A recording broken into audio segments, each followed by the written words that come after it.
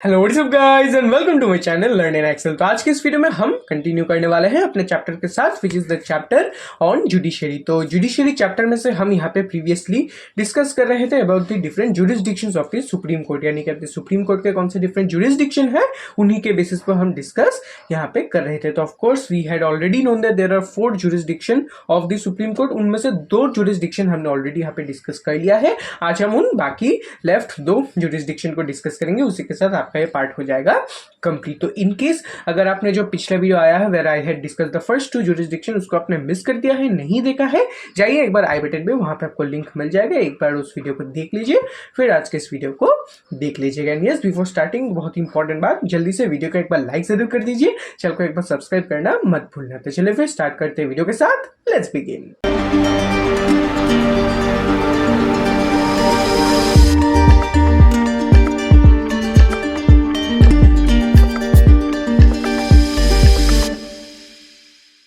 तो चलिए फिर बढ़ जाते हैं अपने स्क्रीन के साथ। And judiciary is the chapter that we have. So of course concept of jurisdiction is what we were discussing here. तो of course jurisdictions of the supreme court, ये है आपके सभी कंसेप्ट। तो ऑफ कोर्स ओरिजिनल जुरिस्डिक्शन और appellate jurisdiction हमने पिछले video में डिस्कस किया है। आज हम यहाँ पे रिट जुरिस्डिक्शन और एडवाइजरी जुरिस्डिक्शन को डिस्कस करेंगे, ठीक है। तो चलिए फिर एक बार यहाँ पे डिस्कस कर लेते हैं about the jurisdiction. Alright, so let's proceed here with our concept on writ jurisdiction, जो कि है अपना थर्ड जुरिस्डिक्शन। तो ये रहे आपके सभी पॉइंट्स। तो यहाँ पे एक बार डिस्कस कर लेते कि ये writ jurisdiction आखिर में है क्या। So we have this writ jurisdiction. So it is given that the Supreme Court can give special orders in the form of writs. The high courts can also issue writs, but the persons whose rights are violated have the choice of either approaching the high court or approaching the Supreme Court directly. Though through such writs, this court can give orders to the executive to act or not act in a particular way. Some examples are habeas corpus, mandamus, certiorari, quo warranto and prohibition. So चलिए फिर एक बार इनको discuss कर लेते हैं। Of course we have this, we have the concept of writ jurisdiction. writ here right हो गया, writ, W-R-I-T. Yes, here we have, we read this properly. All right, writ jurisdiction.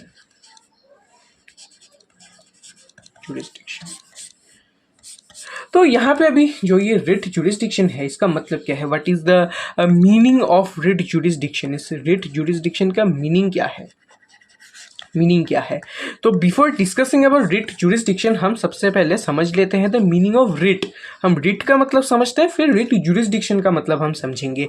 तो रिट कुछ नहीं होते हैं, दीज आर सम स्पेशल, आप बोल सकते हैं डायरेक्टिव्स, स्पेशल डायरेक्टिव्स और ऑर्डर्स। यानी कि रिट्स क्या होते हैं, कुछ ऐसे स्पेशल डायरेक्टिव आप बोल सकते हैं, या फिर कुछ ऐसे स्पेशल ऑर्डर्स बोल सकते हैं जो कि अपने यहाँ पे कोर्ट इश्यू करता है, उसी को हम बोलते हैं रिट। तो रिट जुरिस्डिक्शन क्या होता है, तो रिट जुरिस्डिक्शन एक ऐसा पावर होता है अपने सुप्रीम कोर्ट के पास या फिर हाई कोर्ट के पास, जिसके थ्रू ये क्या करते हैं, कुछ रिट्स यहाँ पे इशू करते हैं, और इन रिट्स को इशू करके they compel the executive to act or not act in a certain way, to act or not act in a certain way। यानी कि यहाँ पे आप कुछ एग्जाम्पल ले सकते हैं, जैसे कि मैंने नीचे आपको कुछ एग्जाम्पल दिए हैं, हेबियस कॉर्पस, मैंडेमस, प्रोहिबिशन। तो ऐसे कुछ यहाँ पे रिट्स होते हैं कि ये कुछ स्पेशल ऑर्डर्स होते हैं जो कि अपना सुप्रीम कोर्ट या फिर हाई कोर्ट यहाँ पे इशू करता है। These are some special orders which are been issued by the supreme court और the high court.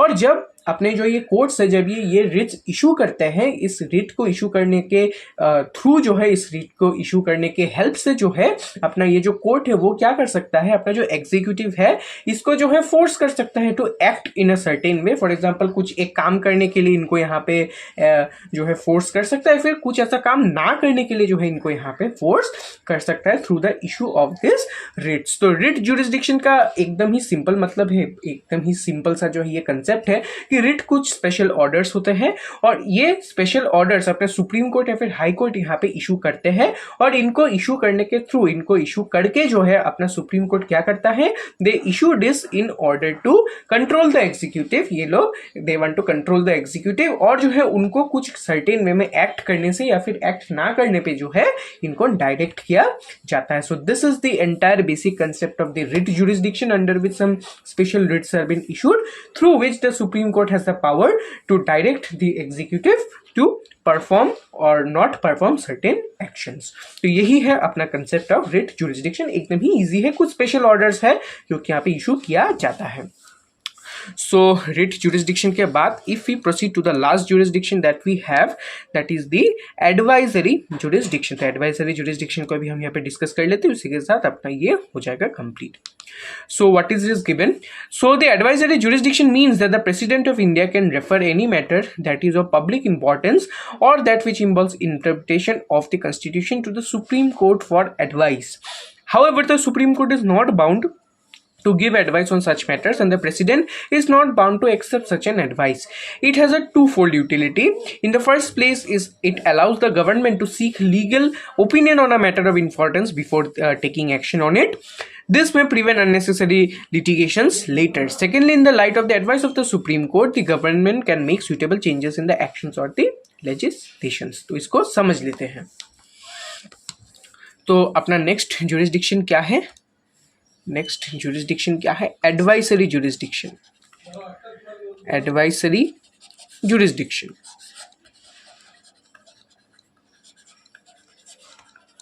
Alright, so ये एडवाइजरी jurisdiction का मतलब क्या है? तो jurisdiction का नाम क्या है? Advisory jurisdiction। इसके अंदर में आपको जो है एक वर्ड यहाँ पे समझ में आया होगा, एक वर्ड आपको यहाँ पे मिला होगा एडवाइजरी jurisdiction में। कौन सा word? It is the word advice. Advice, तो यही वर्ड जो है इस jurisdiction में सबसे इंपॉर्टेंट है। This entire word says the meaning of this entire jurisdiction। तो इसका मतलब क्या है? तो इसका मतलब कुछ ऐसा है कि इस jurisdiction के अंडर में अपना जो प्रेसिडेंट है वो क्या कर सकता है? He can seek advice from the supreme court. Supreme court, एक काम करता हूं मैं इसको यहीं पे लिख देता हूं। Let me write it here, to the supreme court. Supreme court it can seek advice from the supreme court. यानी कि इस jurisdiction के अंडर में अपना जो प्रेसिडेंट है वो एडवाइस मांग सकता है अपने सुप्रीम कोर्ट से। कौन से विषय पे एडवाइस मांगेगा?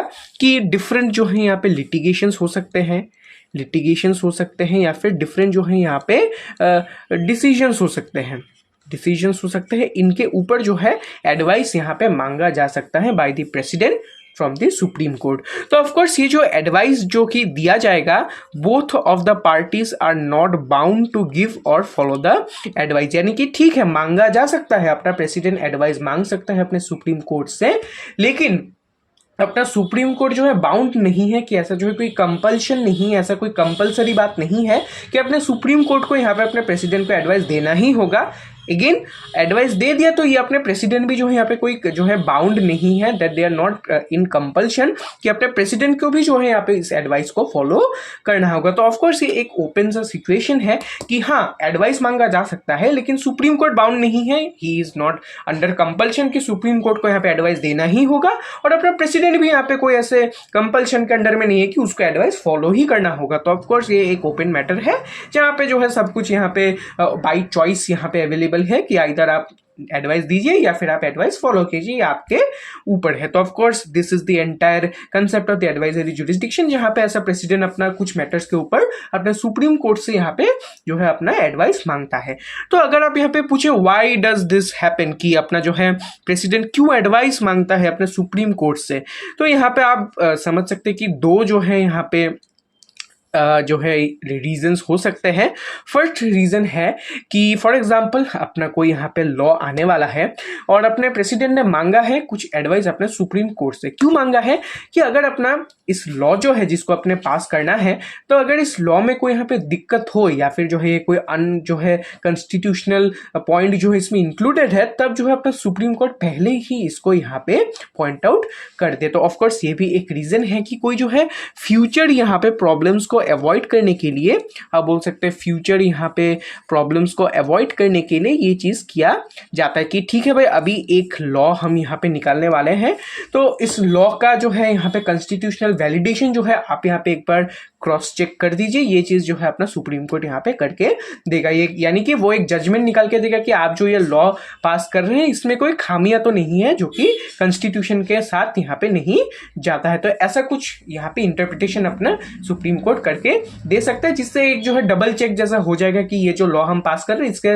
ऊपर जो है कोई बाद में इश्यूज क्रिएट ना हो। तो ये होता है अपना एक reason why the president asks the supreme court for advice.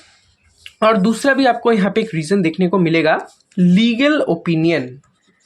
Legal opinion तो ऑफकोर्स ऐसे अपने पॉलिटिकल सिनेरियो में या फिर इकोनॉमिक सिनेरियो या भी डिफरेंट जो है यहाँ पे कंट्री के सिनेरियोस है, यहाँ पे जो है जो अपना लीगल यहाँ पे फ्रेमवर्क है बहुत ही इंपॉर्टेंट है। यानी कि आप कोई भी ऐसा फील्ड ले लें, इकोनॉमिक के फील्ड में ले लें या फिर आप यहाँ पे अपना जो है यहाँ पे पॉलिटिक्स के फील्ड में ले लें, तो यहाँ पे डिफरेंट डिसीजंस यहाँ पे गवर्नमेंट को यहाँ पे डे टू डे में लेना पड़ता है। तो ऑफकोर्स ऐसे जो है केस में ऐसा कोई डर भी रह सकता है कि हम ऐसा कोई यहाँ पे स्टेप ले लें जो कि यहाँ पे बाद में इलीगल जैसा हो। तो ऑफकोर्स ऐसे केस में जो अपने सुप्रीम कोर्ट है उसके पास अपना गवर्नमेंट अप्रोच कर सकते हैं कि भाई हम यहाँ पे ऐसे सिनेरियो में कुछ ऐसा काम करने वाले हैं या फिर ऐसा कुछ मैटर आया है, इसके ऊपर आप कुछ अपना लीगल ओपिनियन दे दे। तो for that reason also our government can visit the supreme court to ask some legal opinion about the matter that they are concerned about. यानी कि जिस मैटर के ऊपर दे आर कंसर्न्ड उस मैटर को लेके आप वो सुप्रीम कोर्ट के पास जा सकते हैं, पूछ सकते हैं भाई आप अपना लीगल ओपिनियन दीजिए इस मैटर के ऊपर कि कुछ गलती तो नहीं या फिर जो है यहाँ पे कुछ और चेंजेस के हम ला सकते हैं, उसके ऊपर आप हमें बता दीजिए। तो यही होता है the reasons why they are been asked, यानी कि अपना रीजंस क्यों अपना प्रेसिडेंट या फिर गवर्नमेंट जाता है अपने सुप्रीम कोर्ट के पास फॉर एडवाइजरी जुरिस्डिक्शन। तो एडवाइजरी जुरिस्डिक्शन आई होप आपको समझ में आया होगा, इजी ही है, जहां पे एडवाइस दिया जाता है by the supreme court to the president और द गवर्नमेंट, जहां पे of course both are not bound to give this advice और to take this advice. And again reasons क्यों जो है ये दिया जाता है, of course first is that future में जो है कोई यहाँ पे पंगे ना हो जाए, फ्यूचर में जो है यहाँ पे कुछ गलत यहाँ पे इश्यूज ना क्रिएट हो जाए because of the upcoming laws that are been followed. तो ऑफकोर्स इसी कारण की वजह से सबसे पहले तो यहाँ पे अपना एडवाइस लिया जाता है सुप्रीम कोर्ट का, या फिर दूसरे केस में क्या हो सकता है कुछ ऐसा मैटर आया है उसके ऊपर जो कोई लीगल ओपिनियन जो है वो अपना सुप्रीम कोर्ट का लिया जा सकता है फॉर कन्वीनियंस। तो यही है the parts of the advisory jurisdiction that is been discussed here. तो आई होप आपको ये समझ में आया होगा, समझ में आया है तो काम कीजिए, वीडियो को एक बार लाइक कीजिए, चैनल को एक बार सब्सक्राइब करना मत भूलना, and don't forget to follow me privately on my Instagram, handle you will find in the description. कोई भी क्वेरी हो आप मुझे वहां पे पूछ सकते। तो चलिए फिर मिलता हूं मैं आपसे अगले वीडियो में, until then please stay safe and stay healthy, thank you and goodbye.